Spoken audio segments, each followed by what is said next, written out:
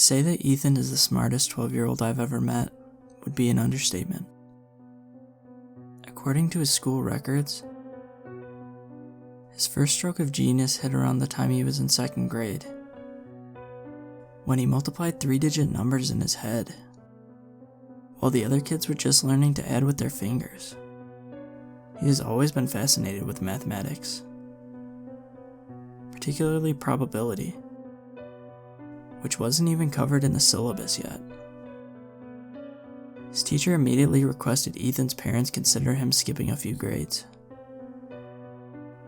Maybe even take a few tests to see if he's a genius. The Joneses were against the idea completely. They just thought it would be too much work in their already hectic life.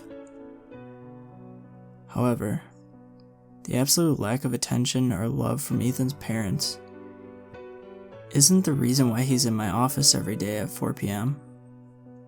Frankly, I don't think that bothers him.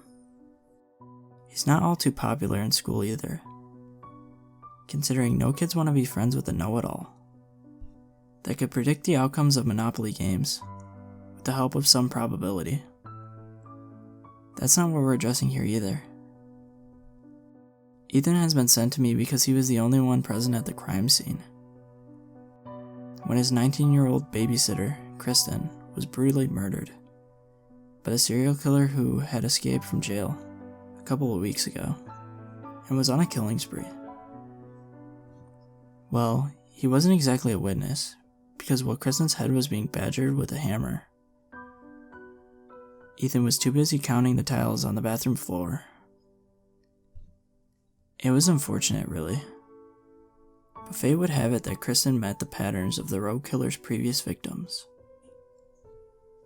The Joneses returned home to a bloody corpse in the middle of their living room, and their young boy seated on a chair in the dining hall, playing on his iPad. It was Miss Jones that believed her son required a psychiatrist, given God knows what he may have witnessed that evening.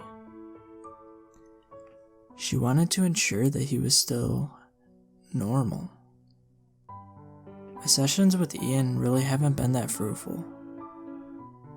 I tried to keep the conversation going many times, but all I get in return were a few shrugs, maybe a half-hearted yeah now and then. Today, however, I decided to dive right in and talk about that gruesome evening. It was a dark time for the entire town, I spoke. The police didn't see it coming. Nobody did. What were the chances? I did. A voice, a sentence. That was a breakthrough for me. What's that? I had seen the man come to our house. Stare every evening for a week.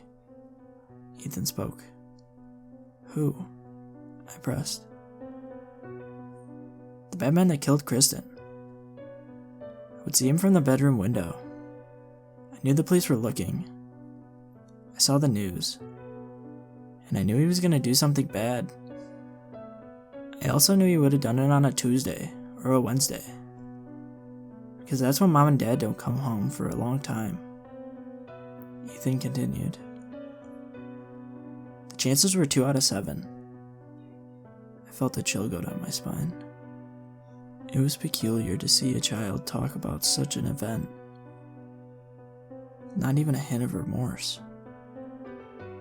Why? I began. Why didn't you say anything? You could have saved her life. Kristen never liked when I spoke about math. She called it weird. Ethan replied. Besides, I wanted to see if I was right.